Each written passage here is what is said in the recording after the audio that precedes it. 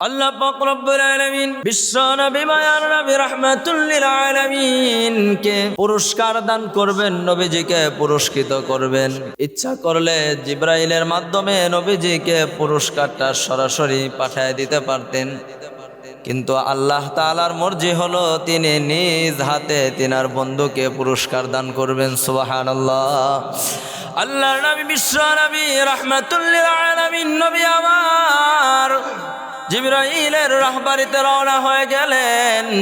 প্রথম আসমানের গেটে যায় যখন জিবরাইল এবং বিশ্ব নবীজি দাঁড়ালেন, জিবরাইল প্রথম আসমানের গেটে যখন কড়া দিলেন, নাড়া দিলেন, কড়া নাড়ানোর পর ভিতর থেকে যে পহরাদার ফেরেশতা রয়েছে সে বলতেছে, তুমি কে? মান আনা, তুমি কে? পিছন থেকে জিবরাইল আলাইহি ওয়াসাল্লাম বলতেছেন, আনা জিবরাইল। মান আনতা, তুমি কে? জিবরাইল আমিন আলাইহি ওয়াসাল্লাম বলে, আনা জিবরাইল। ফেরেশতা ভিতর থেকে বলে, ওয়া মান মাআকা, তোমার সাথে কে?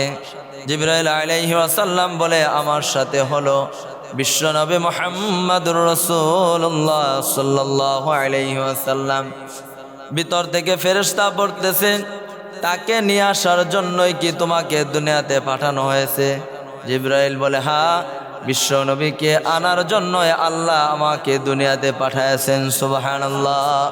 প্রথম আসমানের প্রহরী গেট খুলে দিলেন, বিশ্ব নবী আমার প্রথম আসমানের ঢুকলেন। ঢোকার পর তাকায় দেখে একজন বৃদ্ধ লোক একবার ডান দিকে তাকায় আর একবার বাম দিকে তাকায়। ডান দিকে তাকালে মুস্কি হাসি দেয়, আবার যখন ঘুরে বাম দিকে তাকায় চোখের পানি ছেড়ে দিয়ে কান্না করে। জিবরাইল আলাইহিস সালামকে আল্লাহর নবী বললেন, সে কে? বিশ্ব নবীজিকে জিবরাইল বলল, সে হলো আমাদের আদি পিতা হযরত বাবা আদম আলাইহিস সালাম। আল্লাহর নবী বিশ্ব নবী রাহমাতুল লিল আলামিন নবী আমার বাবা আদম আলাইহিস সালামের সাথে সাক্ষাৎ করলেন, মোলাকাত করলেন। মোলাকাতের পর আল্লাহ পাক রব্বুল আলামিন কুদরতের খেলা, বাবা আদম আলাইহিস সালামের সাথে যখন নবীজি মোলাকাত করলেন, দুজনে কথোপকথন হলো। আল্লাহর নবীকে বিশ্ব নবীকে রাহমাতুল লিল আলামিনকে বাবা আদম আলাইহিস সালাম বললেন, অত্যন্ত সুন্দর হও, অত্যন্ত ভালো হও। যখন বিদায় নেবেন এমন সময় বলতেছেন, এমন সময় বাবা আদম আলাইহিস সালামকে আল্লাহর নবী বলতেছেন, বাবা আদম আলাইহিস সালামকে আল্লাহর নবী বলেন, বাবা আমার, আপনাকে দেখলাম একবার ডান দিকে তাকায় আপনি হাসেন, বাম দিকে তাকায় কাঁদেন। এই কাদার এবং হাসার কারণটা আমাকে আপনি বলে দেন। বাবা আদম আলাইহিস সালাম বিশ্ব নবীজিকে জানায় দেয়, হে মুহাম্মদ, আমি যখন ডান দিকে তাকাই পৃথিবীর শুরু লগ্ন থেকে শেষ পর্যন্ত যত আল্লাহ পাক রব্বুল আলামিন মানুষ জমিনে পাঠাইছেন, এদের ভিতরে যারা জান্নাতি তাদের চেহারাগুলো আমার চোখের সামনে ভেসে ওঠে। সুবহানাল্লাহ। আল্লাহ পাক আমাদের সকলকে জান্নাতি কাতারে, ডান কাতারে কবুল করে নেয়। সকলে বলেন আমিন। আল্লাহ নবী বললেন, বাবা বাম দিকে তাকালে কেন কাঁদেন? আদম আলাইহিস সালাম বলে, নবী আমার, ওগো মুহাম্মদ, বাম দিকে তাকালে আমার যত সন্তানেরা জাহান্নামী হবে তাদের চেহারাগুলো আমার চোখের সামনে ভেসে উঠলে আমি আর সহ্য করতে পারি না, চোখের পানি ছেড়ে দিয়া কান্না করি।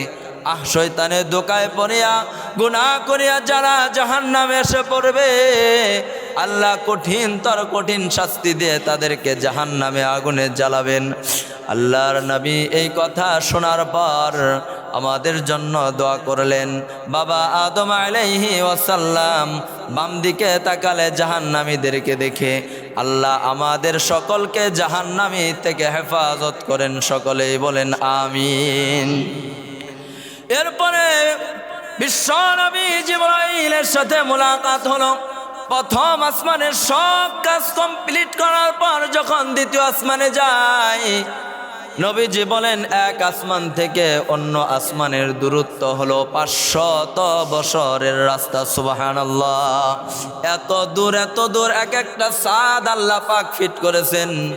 আমাদের ঘরের প্রথম ছাদ, দ্বিতীয় ছাদরা কত কাছে হয়, এরপরেও কত খুঁটি লাগে। আল্লাহ কেমন কুদরতের মালিক।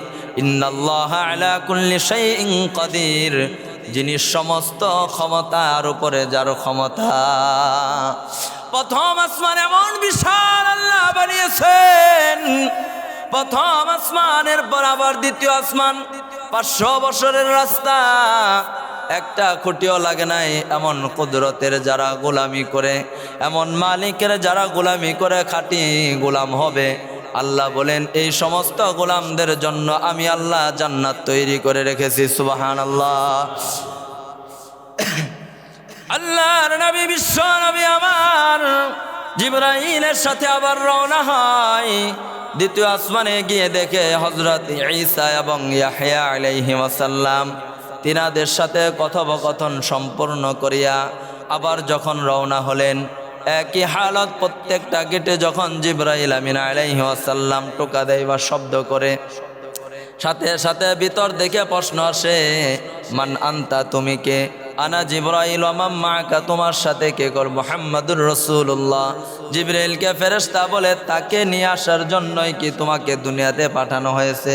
জিবরাইল বলে, হ্যাঁ, মুহাম্মাদুর রাসূলুল্লাহ সাল্লাল্লাহু আলাইহি ওয়াসাল্লামকে নিয়ে আসার জন্য আল্লাহ আমাকে দুনিয়াতে পাঠাইছেন। সুবহানাল্লাহ। আল্লাহ নবীজিকে কত ভালোবাসেন। এখান থেকে আমাদের শিক্ষণীয় হলো, আমরা যদি কারো বাড়িতে যাই, আমি বড় হই সে ছোট হোক, কিন্তু এরপরেও বাড়ির গেটে যায় সালাম দেওয়া দরকার অথবা শব্দ করা দরকার। সরাসরি বাড়িতে ঢোকা হাদিসে নিষেধ। এখান থেকে আমাদের শিক্ষা নিতে হবে। আমি বড় থাকি, কিন্তু যার কাছে যাই সে ছোট হোক। ফেরেশতাদের সর্দার হলো জিবরাইল আমিন আলাইহিস সালাম। বিশ্বনবী সমস্ত পয়গম্বরদের সর্দার। এরপরে কি করতেছে? অনুমতি নিতেছে। দরজা খুলো, সালাম দিতেছে, শব্দ করতেছে, দরজা খুলো। ভিতর থেকে প্রশ্ন, মান আনতা, তুমি কে? আমি জিবরাইল। জানে এরপরও কি প্রশ্ন? এগুলো সুন্নাত। তৃতীয় আসমানে আল্লাহর নবী, বিশ্ব নবীজি উঠলেন। ওঠার পর হযরত ইউসুফ আলাইহিস সালাম, ইউসুফ আলাইহিস সালামের সাথে নবীজির সাক্ষাৎ হয়ে গেল। আল্লাহর নবী বলেন, মানুষকে যে আল্লাহ এত সুন্দর করে বানিয়েছেন আমি সচক্ষে দেখেছি। ইউসুফ আলাইহিস সালামকে দেখা মাত্রই আমার মনে হলো দুনিয়ার যত সৌন্দর্য আছে সমস্ত সৌন্দর্যের 50% অর্ধেক সৌন্দর্য হযরত ইউসুফের মাথা থেকে পা পর্যন্ত আল্লাহ দান করেছেন। সুবহানাল্লাহ। এত সুন্দর ইউসুফ আলাইহিস সালাম। আম্মা জান আয়েশা বলেন, হযরত ইউসুফ আলাইহিস সালাম কেমন সুন্দর, তার বান্ধবীরা ফল কেটে গিয়ে হাত কেটে ফেলেছে। আর আমার নবীকে আল্লাহ এত সুন্দর করে বানিয়েছেন। আমার নবীজিকে যদি দেখা মাত্রই কারো হাতে ছুরি দেয়া যদি কলিজা কাটতে বলতো, কলিজা কেটে ফেলতো, কিন্তু নবীজির থেকে চোখ সরাতো না। নবীজি এত সুন্দর। কাবা চত্বরে নবীজি নামাজ আদায় করে চেহারায় আলোয় কালো কাবা আলোকিত হয়ে যায়। হযরত হাসান হুসাইন রাদিয়াল্লাহু তাআলা আনহুমা তিনারা ছোট থাকতে এক ঘর থেকে আরেক ঘর যাবে, কপি নিভে গেছে। বিশ্ব নবীজি আসার পর আম্মা জান আয়েশা বললেন, আপনি একটু দরজার সামনে দাঁড়ান, আপনার চেহারা থেকে লাইটের মতো আলো বের হবে, আর এই ঘর থেকে ওই ঘর আপনার নাতি হাসান হোসেন যাবে। সুবহানাল্লাহ। এত সুন্দর মায়ার নবী আমার, রাহমাতুল লিল আলামিন কে আল্লাহ বানিয়েছেন। ইউসুফ আলাইহিস সালামের সাথে নবীজির দেখা, সমস্ত গল্পগুলো কমপ্লিট করে যখন চতুর্থ আসমানে রওনা হয়ে গেলেন, দরজার ভিতরে একই সাক্ষাৎ, একই মোলাকাত, একই কথা। এরপরে যখন ভিতরে ঢুকলেন, ভিতরে ঢুকিয়া দেখে বিশ্ব নবী আমার হযরত হারুন আলাইহিস সালাম সেখানে আছে। সুবহানাল্লাহ। চতুর্থ আসমানে হারুন না হযরত ইদ্রিস আলাইহিস সালামকে আল্লাহ রাখছেন। হযরত ইদ্রিস আলাইহিস সালামের সাথে সকল কথা কমপ্লিট হওয়ার পর যখন আল্লাহর নবী রওনা হলেন, পঞ্চম আসমানে যখন ঢুকলেন, ঢোকার পরে দেখে হযরত হারুন আলাইহিস সালাম মুসা কালিমুল্লাহর ভাই, তিনার সাথে সাক্ষাৎ হয়ে কথা কমপ্লিট হওয়ার পর যখন আবার তিনি ষষ্ঠ আসমানে ঢুকলেন, ঢোকার পর দেখে মুসা কালিমুল্লাহ সেইখানে অবস্থান করতেছে। সুবহানাল্লাহ। মুসা আলাইহিস সালাম ষষ্ঠ আসমানে আল্লাহর নবীজিকে দেখা মাত্রই মুসা আলাইহিস সালাম বুকে জড়ায় নিলেন, কথা বললেন। দীর্ঘক্ষণ আলাপ করার পর মুসা পয়গম্বর জানে যখন সর্বপ্রথম আল্লাহর নবীজি আল্লাহর সাথে দিদারে যাচ্ছে, তাহলে অবশ্যই আল্লাহ তিনাকে কিছু হাদিয়া দিতে পারে। মুসা আলাইহিস সালাম বললেন, নবী আমার, আপনি যখন আবার রিটার্ন আসবেন, এদিক দিয়ে আসবেন, আমার সাথে অবশ্যই আপনি একটু মোলাকাত করে যাবেন, আপনার সাথে আমার কথা আছে। এরপরে যখন সপ্তম আসমানে চলে গেলেন, সপ্তম আসমানে যাওয়ার পর দেখে বাইতুল মামুরের যে ঘরটা আছে, বাইতুল মামুর বলা হয় বাইতুল্লাহ, যেখানে কাবা, ঠিক এর বরাবর 7 আসমানে আল্লাহ পাক বাইতুল মামুর নামে একটা ঘর বানায় রাখছে। সুবহানাল্লাহ। বাইতুল্লাহ যেভাবে মানুষ তওয়াফ করে, বাইতুল মামুর আল্লাহ পাকের একটা দুইটা নয় 70,000 ফেরেশতা দৈনিক এটাকে তওয়াফ করে। সুবহানাল্লাহ। আল্লাহর নবী তাদের একজন ফেরেশতাকে জিজ্ঞাসা করলেন, ও আল্লাহর নূরের ফেরেশতারা, তোমরা কতজন এটাকে তওয়াফ করো? আমরা সকালে 70,000 আসছি, আবার বিকেলে চলে যাব। নবীজি বললেন, পরের দিন আবার আসবা না? কয়েকদিন পর ফেরেশতারা বলে, নবী আমার, আজকে আমরা যে তওয়াফ করে চলে যাইতেছি, পিছনেও কোনো দিন আসি নাই, আর কিয়ামত পর্যন্ত আমরা আসার আর সিরিয়াল পাবো না। সুবহানাল্লাহ। আল্লাহ কত কোটি কোটি কোটি কোটি ফেরেশতা বানায় রাখছেন যারা বাইতুল্লাহকে তওয়াফ করে। বাইতুল্লাহ দেয়ালের ভিতরে ইব্রাহিম আলাইহিস সালাম আমাদের জাতি বিতালান্দে বসে আছে। আল্লাহর নবী গিয়ে তিনার সাথে সালাম করলেন, মোলাকাত করলেন, মুসাফা করলেন, কথোপকথন বললেন। তিনার সামনে ইব্রাহিম আলাইহিস সালামের সামনে ছোট ছোট বাচ্চারা খেলা করতেছে। আল্লাহর নবী জিজ্ঞাসা করলেন, এই সমস্ত বাচ্চারা কারা? ইব্রাহিম আলাইহিস সালাম বলেন, নবী আমার, ওগো মুহাম্মদ, যাদের সন্তানগুলো নাবালেগ অবস্থায় দুনিয়া থেকে চলে যায়, ওই সন্তানগুলো আমি ইব্রাহিম আলাইহিস সালামের জিম্মায় থাকে। সুবহানাল্লাহ। এই জন্য মায়ার নবী রাহমাতুল লিল আলামিন ফরমান, 4 শ্রেণীর সন্তানেরা বড় ভাগ্যবান, যাদের সন্তান এই 4 শ্রেণীর ভিতরে 1 শ্রেণীর অন্তর্ভুক্ত। এই সন্তানের উসিলায় পিতা মাতাগুলো হাসরের ময়দানে আল্লাহর জান্নাতে ঢুকবে। সুবহানাল্লাহ। 1 নাম্বার হলো শহীদ, যাদের সন্তানগুলো আল্লাহর রাস্তায় গিয়ে শহীদ হয়েছে। রাহমাতুল লিল আলামিন বলেন, যারা শহীদ হয় তারা মরে না। ওয়ালা তাকুলু লিমান ইউকতালু ফি সাবিলিল্লাহি আমওয়াত বাল আহইয়াউ ওয়ালাকিন লা তাশউরুন। যারা শহীদ তারা মরে না, তারা কবরেও জিন্দা, হাসরের ময়দানে তারা উঠবে। আল্লাহ পাক তাদেরকে বিনা হিসাবে জান্নাতে যাওয়ার অনুমতি দান করবেন। সুবহানাল্লাহ। শহীদরা শুধু নিজেরা জান্নাতে যাবে এমন নয়, আল্লাহ পাক রব্বুল আলামিন তার পিতা মাতাকেও তার সাথে জান্নাতে পাঠিয়ে দিবেন। দ্বিতীয় নাম্বার হলো যাদের সন্তানগুলো কোরআনে হাফেজ, যাদের সন্তানগুলো কোরআনে হাফেজ তারা আল্লাহর জান্নাতে যাবে। আল্লাহ পাক তার সাথে তার মা বাবাকেও স্পেশাল জান্নাত দান করবেন। সুবহানাল্লাহ। 3 নাম্বার হলো যাদের সন্তানগুলো প্রতিবন্ধী। এমন আমাদের অনেক সন্তান আছে যাদের সন্তান প্রতিবন্ধী, কথা বলতে পারে না বা খাইতে পারে না, হাত লোলা, কান লোলা, চোখে দেখে না। প্রতিবন্ধী বলতে যা বোঝাই, প্রতিবন্ধী সন্তান যদি কারো থাকে, আল্লাহর নবী ফরমান সেও জান্নাতে যাবে। হাসরের ময়দানে তার পিতা মাতাকে নিয়ে আসে জান্নাতে ঢুকবে। সুবহানাল্লাহ। প্রতিবন্ধী এটা বলে বোঝা যাবে না, যার আছে সে বুঝে কত কষ্ট। হাসরের ময়দানে বলবে যা তুই জান্নাতে যা। সে বলবে আমার আব্বা আম্মাকে ইচ্ছা করলে মেরে ফেলতে পারতো, মারে নাই। দুনিয়াতে কষ্ট করে খাওয়াইছে, গোসল করছে, আদর করায় দিছে, আমাকে লালন পালন করেছে। আল্লাহ আমার আব্বা আম্মাকেও আমার সাথে জান্নাতে দেন। আল্লাহ বলবো যা যা, তোর সাথে তোর মা বাবাকেও আমি আমার চিরস্থায়ী জান্নাত দান করলাম। সুবহানাল্লাহ। কিন্তু এখন ডিজিটাল যুগ, পরীক্ষা করে দেখে সন্তান পেটের ভিতরে প্রতিবন্ধী মায়েরা ফেলাই দেয়। আল্লাহ পাক রব্বুল আলামিন এই সমস্ত মা বাবাকে হাসরের ময়দানে কিতাল হত্যাকারীদের কাতারে দাঁড়া করে জাহান্নামে পাঠাবেন। এই জন্য ভাইয়ের আমার, চতুর্থ নম্বর হলো যাদের সন্তানগুলো নাবালেগ অবস্থায় দুনিয়া থেকে চলে যায়। ছোট ছোট নাবালেগ সন্তান যখন দুনিয়া থেকে চলে যায়, মা বাবার কলিজা ছিঁড়ে যায়। আল্লাহর নবী বলেন ছোট ছোট সন্তান নাবালেগ সাবালেগ হওয়ার আগে যারা মারা যায়, ইব্রাহিম আলাইহিস সালামের সাথে তারা লালন পালন করে খেলে। মা বাবার যদি দিলের চাহাত থাকে আমার সন্তানকে কোরআনে হাফেজ বানাবো, ইব্রাহিম আলাইহিস সালাম বানায়। মা বাবার যদি নিয়ত থাকে আমার সন্তানকে আলেম বানাবো, কিন্তু পারে নাই, মারা গেছে ছোট থাকতে, ইব্রাহিম আলাইহিস সালাম তাকে আলেম বানাবে। যার নিয়ত ভালো ওই জায়গায় সে সন্তানটা ওইভাবে গঠন হয়ে যাবে।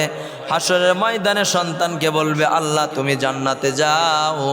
আল্লাহর কাছে সন্তান মামলা দায়ের করে বলবে আমার আব্বা আম্মাকে সহ আমি জান্নাতে নিয়ে যাব। সুবহানাল্লাহ। আল্লাহ পাক রব্বুল আলামিন মা বাবাকে সন্তানকে সহ জান্নাত দিবেন। ইব্রাহিম আলাইহিস সালামের কাছে ছোট ছোট নাবালেগ সন্তানগুলো লালন পালন হয়। ইব্রাহিম আলাইহিস সালামের সাথে কথা বলে কমপ্লিট করার পর যখন রওনা হয়, বিশ্ব নবী আমার যখন সিদরাতুল মুনতাহায় গিয়ে থামে, ওই জায়গায় সিদরাতুল মুনতাহা, সিদরাতুন মানে বড়ই গাছ, মুনতাহা মানে শেষ সীমানা। ওই জায়গায় যাওয়ার পর দেখে বিশাল বড় বড় বড়ই কুল দেখা যায়, মটকার মতো কুল এবং হাতির কানের মতো এক একটা পাতা, অথবা এর চেয়ে বড় বা ছোট। বিশ্ব নবী বলেন এমন একটা বড়ই গাছ যে গাছের প্রত্যেকটা পাতার ভিতরে এক একটা মানুষের নাম এবং ঠিকানা সহ কমপ্লিট ভাবে লেখা। ইব্রাহিম আলাইহিস সালামের সাথে যখন কমপ্লিট দেখা হয়ে ওই জায়গায় চলে গেলেন, বড়ই গাছ দেখতেছে নবীজি এবং হযরত আজরাইল আলাইহিস সালামের সাথে নবীজির সাক্ষাৎ হয়েছে। আজরাইল আলাইহিস সালামের সাথে নবীজি যখন কথা বলেন, বলতেছে যে একবারে তুমি এত মানুষ কিভাবে হত্যা করতে পারো বা মারতে পারো বা রূহ কবজ করতে পারো? জিবরাইল আলাইহিস সালাম বলেন নবী আমার, এই যে আমার হাতে একটা ফলক দেখতেছেন, এখানে পৃথিবীর শুরু থেকে নিয়ে শেষ পর্যন্ত সব মানুষের নাম এখানে লেখা আছে, ঠিকানা লেখা আছে। ওই গাছের পাতার ভিতরেও ঠিকানা লেখা আছে। যখন 40 দিন আর মাত্র হায়াত বাকি থাকে, তখন ওই গাছের পাতাগুলো আস্তে আস্তে সবুজ থেকে হলুদ বর্ণের হয়ে যায়, কালার চেঞ্জ হইতে থাকে। কালার যখন চেঞ্জ হয়ে শেষ দিন যখন পাতাটা পড়ে যায়, আমি সাথে সাথে আমার ফলক থেকে তার নামটা কেটে দেই, কেটে দিয়ে তার কাছে যা তার রূহটা আমি সিনায় নিয়ে আসি। আল্লাহর নবী আজরাইল বলে নবী আমার, আপনার সামনে যদি একটা প্লেট থাকে, এই জায়গায় যদি অনেকগুলা বাত নষ্ট থাকে বা একসাথে অনেকগুলা পিপিলিকা থাকে, আপনি দেখে দেখে মারতে পারবেন, অথবা এই নষ্ট খাবারগুলো হাত দিয়ে তুলে তুলে একসাথে ফেলে দিতে পারবেন। ঠিক একইভাবে যখন একসাথে অনেকগুলো পাতা পড়ে যায়, সাথে সাথে আমার ফলকের ভিতরে ওই নামগুলো আমি কেটে দেয়া দুনিয়াতে রওনা হয়ে যায়। যারা জান্নাতে তাদের জান্নাতি ভাবে রূহ কবজ করি, আর যারা জাহান্নামী তাদেরকে আমি জাহান্নামী ভাবে কষ্ট দিয়ে রূহটা বের করে নিয়ে আসি। একটা জান্নাতীর কাছে আমি যখন যাই, জান্নাতীকে যাওয়ার পর তাকে আমি সালাম দেই, সালাম দেওয়ার পর তাকে আমি দেখাই, এই দেখো তোমার জান্নাত। সে জান্নাতের নাজ ও নিয়ামত দেখতে থাকে। এই দিক দিয়ে আমি জান্নাতের সোম দিয়া রুমাল দিয়া তার রূহটা আমি বের করে নিয়ে আসি। সুবহানাল্লাহ। আল্লাহর নবী ফরমান, যারা জান্নাতি তাদের রূহ কবজ হবে, কিন্তু তারা কষ্ট বুঝতে পারবে না। তাফসীরের কিতাবের ভিতরে লেখা হয় যে এইভাবে ছোট ছোট বাচ্চাদেরকে মুসলমানি করানো হয়, তার মিষ্টি যখন মুখে দিয়া তার মধু চাবাইতে থাকে বা মিষ্টি খাইতে থাকে, ওই দিক দিয়ে কাজ কমপ্লিট। ব্যথা পাইছে কিন্তু বুঝতে পারে না এই মিষ্টি খাওয়ার কারণে। আল্লাহ বলেন জান্নাতীরা জান্নাত দেখতে থাকবে আর এই দিক দিয়ে রূহ কবজ করবো, সে একটুও বুঝতে পারবে না। সুবহানাল্লাহ। আর যারা জাহান্নামী, নবীজি ফরমান আজরাইল বলে তার রূহটা অনেক কষ্ট হবে। একটা বকরিকে জবাই ছাড়া যদি সোলানো হয় তাহলে বকরিটার কেমন কষ্ট হবে। যখন আমি নাফরমানের রূহটা কবজ করার জন্য তার সিনা দিয়ে ধরবো, রূহটা সারা দেহের ভিতরে দৌড় পারতে থাকবে, দৌড়াতে থাকবে, বের হবে না। আমি চিপে চিপে তার হাড্ডি এগুলো ভেঙে চুরমার করে এরপরে তার রূহটা বের করে নিয়ে আসবো। আর নাফরমানের রূহ যখন আসমানে যায় দুর্গন্ধ ছড়াতে থাকে, আর ফেরেশতা বলে আজকে জমিনের ভিতরে একজন নাফরমান চলে গেছে। মাটি তার জন্য বদদুয়া করে, কবর বলে তুই দুনিয়াতে আমাকে কষ্ট দিয়েছিস আর আমার পেটের ভিতরে আয়, দেখবি আজকে কি শাস্তি, কি আমি আযাব তোকে দেই। নাফরমানের এক পাজরের হাড় আর এক পাজরে ঢুকে যাবে, হাউমাউ করে কাঁদবে, বাঁচানেওয়ালা কেউ থাকবে না। আল্লাহর নবী আজরাইলের সাথে কথা কমপ্লিট করলেন। বিশ্ব নবী রাহমাতুল লিল আলামিন আমার জিবরাইল আমিন আলাইহি ওয়াসাল্লামকে তিনি দেখলেন সরাসরি। এতদিন তো তিনি দাহিয়া কলবি নামক এক সাহাবীর সূরতে দেখছেন। জিবরাইল আমিন আলাইহি ওয়াসাল্লাম বলেন নবী আমার, আজকে আমার মেন সূরতটা বডিটা আপনি দেখেন, 600 নূরের পাখা রাহমাতুল লিল আলামিনের সামনে যখন আসমানে সিদরাতুল মুনতাহায় ছেড়ে দিলেন, জিবরাইল বিছায় দিলেন। আল্লাহর নবী বলে মাশরিক থেকে মাগরিব, শিমাল থেকে জুনুব পর্যন্ত পুরা আসমান, পুরা পৃথিবীটা মনে হয় পাখা দিয়ে একদম অন্ধকার বানায় গিরাও করে ফেলাইছে। সুবহানাল্লাহ। এত বড় বানাইছেন আল্লাহ পাক জিবরাইল আমিন আলাইহিস সালাম। জিবরাইল আমিন আলাইহিস সালাম বিশ্ব নবীর থেকে বিদায় নিলেন, বললেন রসুল যান, আমি আর যাব না। আল্লাহ রসুল একা একা রওনা হয়ে গেলেন। নবীজি চলতেছে আর দেখে কলমের আওয়াজ। নবীজি বলেন তাকদির যে নুন আল কলামি ওয়া মা ইয়াসতুরুন, কলম দিয়ে যে মানুষের তাকদির লেখা হয় এই শব্দ আমি শুনতে পেয়েছি। সুবহানাল্লাহ। আল্লাহর নবী আল্লাহর সাথে দেখা করবেন দিদার রওনা হয়েছে নবী আমার। একটা দুইটা গেট নয়, 70,000 নূরের পর্দা। সুবহানাল্লাহি ওয়া বিহামদিহি। এক একটা পর্দা এক একটা কালার উঠতেছে আর নবীজি চলতেছে।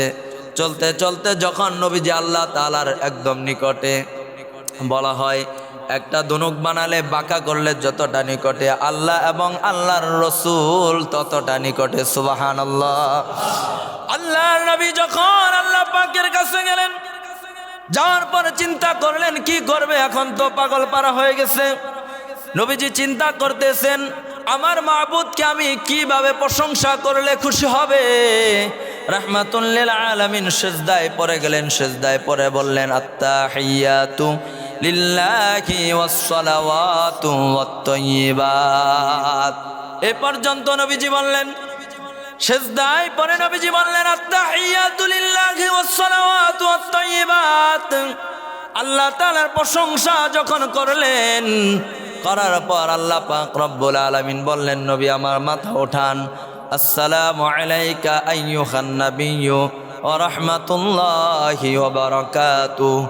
স্বয়ং আল্লাহ বিশ্ব নবীজিকে সালাম জানালেন। সুবহানাল্লাহ। তাহলে বোঝা যায় সালাম কার শিখানো? আসসালামু আলাইকুম ওয়া রাহমাতুল্লাহ। সালাম হলো আমার আল্লাহর কুদরতি ভাষা। আল্লাহ নিজে নবীজিকে শিখিয়েছেন। বললেন আপনার উপর রহমত বর্ষিত হোক, আপনি ওঠেন। নবীজি মাথা ওঠালেন। ওঠানোর পর নবীজি চিন্তা করলেন রহমতরা শুধু আমি নিব এমন নয়, আমার সকল উম্মতের তো রহমত দরকার আছে। আল্লাহ তাআলার দিদারে গিয়েও আল্লাহর নবীজি আমাদের বলে নাই। সুবহানাল্লাহ বলেন। আল্লাহর নবীজি বললেন আসসালামু আলাইনা ওয়া আলা ইবাদিল্লাহিস সালিহিন। আপনার উপরও আমার উম্মত সবার রহমত বরকত বর্ষিত হোক। আসসালামু আলাইনা নবীজি জমা ব্যবহার করছেন সমস্ত উম্মত। ওয়া আলা ইবাদিল্লাহিস সালিহিন, যারা নেককার, যারা আপনার ইবাদত করবে। আল্লাহ আপনি তাদের উপর আপনি একটু রহমত বর্ষণ করেন, অর্থাৎ আমার উম্মতের উপর। আল্লাহর সাথে দেখা কথা হইতেছে, এরপরেও আল্লাহর জেহেন থেকে আমাদের স্মরণ আল্লাহর নবীজি দূর করে নাই। সুবহানাল্লাহ বলেন। নবী আমাদের কত ভালোবাসতেন। আসসালামু আলাইনা ওয়া আলা ইবাদিল্লাহিস সালিহিন। ওগো আল্লাহ, আমার নেককার উম্মতেরা যখন আপনাকে সালাম জানাবে আপনি এগুলো কবুল করেন, তাদের উপর আপনি রহমত করেন। এরপরে সমস্ত ফেরেশতারা আল্লাহ আল্লাহর রসুলের কথার উপর সাক্ষী দিয়ে বললেন, আশহাদু আল্লা ইলাহা ইল্লাল্লাহু ওয়া আশহাদু আন্না মুহাম্মাদান আবদুহু ওয়া রাসূলুহু। আশহাদু আল্লা ইলাহা ইল্লাল্লাহ। সকল ফেরেশতারা বলে, আমরা সাক্ষ্য দিতেছি আল্লাহ ছাড়া কোনো মাবুদ নাই। ওয়া আশহাদু আন্না মুহাম্মাদান আবদুহু ওয়া রাসূলুহু। আমরা আরো সাক্ষ্য দেই বিশ্ব নবীজি হলেন আল্লাহ তাআলার বান্দা এবং তিনার মনোনীত প্রেরিত রাসূল। সুবহানাল্লাহ। আল্লাহর নবী বিশ্ব নবী রাহমাতুল লিল আলামিন আল্লাহর সাথে দিদার গিয়ে তাশাহুদ পড়লেন, যেটা আমাদের নামাজে দেওয়া। এই জন্য তাশাহুদ পড়া হলো ওয়াজিব, কয়মা সূরা পড়া হলো সুন্নাত। তাশাহুদ না পড়লে সাজদা দিতে হবে। কারো যদি দরুদ এবং দোয়া সূরা ছুটে যায় নামাজ হবে, সাজদা না দিলেও চলবে। এই জন্য তাশাহুদ শিখাটা সকলের ওপর ফরজে আইন, ওয়াজিব। এটা শিখতেই হবে নামাজের ভিতরে। এরপর আল্লাহ পাক রব্বুল আলামিন নবীজিকে 3টা পুরস্কার দান করলেন। 1 নাম্বার পুরস্কার, লম্বা আলোচনা সংক্ষেপে বলতেছি, 1 নাম্বার পুরস্কার 50 ওয়াক্ত নামাজ আল্লাহ নবীজিকে দিলেন। 50 ওয়াক্ত। এরপরে সূরা বাকারার শেষ দুই আয়াত, আমানার রাসূলু বিমা উনজিলা ইলাইহি মির রাব্বিহি ওয়াল মুমিনুন, এখান থেকে নিয়ে শেষ পর্যন্ত আল্লাহ এই 2টা আয়াত দিলেন। এরপরে আল্লাহর নবীজি বললেন, ওগো আল্লাহ, আমার উম্মতেরা যদি শয়তানের ধোঁকায় পড়ে গুনাহ করে ফেলে আপনি ওয়াদা দেন তাদের ক্ষমা করবেন। আল্লাহ পাক রব্বুল আলামিন বিশ্ব নবীকে বললেন, নবী আমার, ওগো বন্ধু, ওগো মুহাম্মদ, যাও এই পুরস্কারটাও আমি তোমাকে দিয়ে দিলাম। তোমার উম্মতেরা যদি গুনাহে লিপ্ত হয়, শয়তানের ধোঁকায় পড়ে, এরপর যদি আমার কাছে চোখের পানি ফেলে ইস্তেগফার তওবা করে কাঁদে, আমি আল্লাহ তার চোখের পানিটা গালে আসার আগে জিন্দেগির পিছনের তামাম গুনাহ আমি আল্লাহ ওয়াদা দিলাম মাফ করে দেব। সুবহানাল্লাহ। 3টা পুরস্কার নিয়ে নবীজি যখন রওনা হয়, আল্লাহ বললেন চলেন জান্নাত দেখেন। জান্নাত দেখলেন। জান্নাত দেখতে দেখতে নবী আমার এমন একটা সুন্দর ঘর দেখলেন, নবীজি আকৃষ্ট হয়ে গেলেন, এই ঘরে আমার ঢুকতেই হবে। এমন একটা নবীজির মনোভাব। যখন নবীজি গেটে গেলেন, ওই সময় ফেরেশতা বলে, নবী আমার, আপনি তো এখনো দুনিয়াতে, আপনি তো মরেন নাই, এই জন্য জান্নাতে আসলে আপনার এখানে ঢুকতে পারবেন, এর আগে আপনার ঢোকার অনুমতি নাই। নবীজি চলে আসলেন। জাহান্নাম দেখলেন। জাহান্নামের বিভিন্ন শাস্তি নবীজিকে দেখানো হলো। সব দেখার পর যখন নবীজি রওনা হয়, 6ষ্ঠ আসমানে আসে মুসা কালিমুল্লাহর সাথে দেখা। মুসা কালিমুল্লাহ বলে, নবী কি দিছে? 50 ওয়াক্ত নামাজ, সূরা বাকারার শেষ 2 আয়াত এবং আমার গুনাহগার উম্মতকে মাফ করার ওয়াদা, 3টা নিয়ামত আমাকে দান করছে। আল্লাহর নবী মুসা কালিমুল্লাহ বলে, যান, আপনি একটু আল্লাহর কাছে যান, আসেন, আল্লাহ যেন 50 ওয়াক্ত থেকে কমায়া দেয়। কারণ আমার উম্মতের 2 ওয়াক্ত সকাল বিকাল ছিল, তারা তাই পড়তে পারে নাই। 50 ওয়াক্ত নামাজ আপনার উম্মতের হায়াতও কম, তারা হব দুর্বল, উইক, তারা পারবে না। আপনি যান, কমায় নিয়ে আসেন। আল্লাহর নবী চলতেছে, যাওয়া আসা করতে করতে যখন 5 ওয়াক্ত পর্যন্ত টিকলো, মুসা কালিমুল্লাহ বলে, আবার যান। আল্লাহর নবী বললে, এখন আমার যাইতে মন চায় না, শরম লাগে। আল্লাহ পাক আওয়াজ দেয়া বলে, নবী আমার, আপনার সাথে ওয়াদা দিয়েছি 50 ওয়াক্ত, আপনি শুনে রাখেন, আপনার উম্মতেরা যদি 5 ওয়াক্ত নামাজ সঠিকভাবে সঠিক সময় আদায় করে, আমি আল্লাহ কম দেই বেশি দেই না, তাদের আমল নামায় 50 ওয়াক্ত নামাজের নেকি দান করব। সুবহানাল্লাহ। কিন্তু আমাদের শয়তান এমন ভাবে গ্রেফতার করেছে, 1 ওয়াক্ত পড়লে আরেক ওয়াক্তর খবর নাই। এক বেলা খাইলে আরেক বেলা কি দেয়া খাবো চিন্তা করি, এটা মাথায় আছে। কিন্তু জোহর পড়লাম ফজর কেন আসি না, জুমা পড়লাম আসর কেন আসি না, এমন যদি মনোভাব হয় আর এটাই যদি আমাদের জীবন হয়, আল্লাহর নবী ফরমান মরণ হইতে দেরি আমি এদেরকে জাহান্নামের আগুনে পোড়াইতে দেরি হবে না। নাউজুবিল্লাহ। এরপর 5 ওয়াক্ত নিয়ে যখন নবী আমার ফজরের আগেই চলে আসলেন, ফজরের নামাজ নবীজি জামাতের সাথে এলান দিলেন, জামাতের সাথে ফজর হলো। ফজর পর নবীজির সাহাবীদেরকে বলতেছে তোমরা বসো, আমি তোমাদেরকে একটা ঘটনা শোনাবো। আল্লাহ পাক রাত্রের কিছু অংশের ভিতরে আল্লাহর এক বান্দাকে তিনার কাছে নিয়ে গিয়েছেন, আবার দুনিয়াতে পাঠায় দিয়েছেন এবং কিছু পুরস্কার দান করেছেন। সাহাবীদেরকে যখন নবীজি সব ঘটনা শোনালেন, শোনার পর মুনাফিক কিছু সাহাবী ছিল যাদের লেবাস মুসলমান কিন্তু ভিতরে মুনাফিকি, অর্থাৎ মুসলমানের সব তথ্য গিয়ে কাফের বেঈমান আবু জেহেল আবু লাহাব উতবার সাইবার কাছে বলে দেয়। আজকের সমাজে প্রত্যেকটা সেক্টরে এমন মুনাফিকের কারণেই অশান্তি লেগে আছে, ঠিক কিনা বলে? সব সেক্টরে চাকরির একটু ভালো চাকরি করে প্যাস লাগাই দিয়েছে বসের কাছে, চাকরি খায় ফেলাইছে। শয়তান এমন আছে, আর হলো মুনাফিক। আল্লাহ রসুল বলমান সব সেক্টরে এদের স্থান হবে ইন্নাল মুনাফিকিনা ফিদ দারকিল আসফালি মিনান নার। আল্লাহ বলেন জাহান্নামের একবারে তলদেশে আমি এদেরকে সাইজ করব। কাফেরের থেকে ওদের শাস্তি বেশি। এজন্য যে যে স্থানে আছেন, যে যে কর্মে যে যে জায়গায় আছেন, এটা আপনার জন্য তাকদীরে লেখা আছে। যদি ভাগ্যবালা থেকে উপর উঠবেন, না হলে নিচেও নামতে পারেন। এটা আল্লাহ তাআলার খেলা। কিন্তু কারণ আমি প্যাঁচ লাগায় বিভ্রান্ত সৃষ্টি করেন না। সাময়িক সময়ের জন্য আপনি ইজ্জতওয়ালা হবেন, কিন্তু মরার পরে জুতার বাড়ি কপালে, ঠিক কিনা বলেন?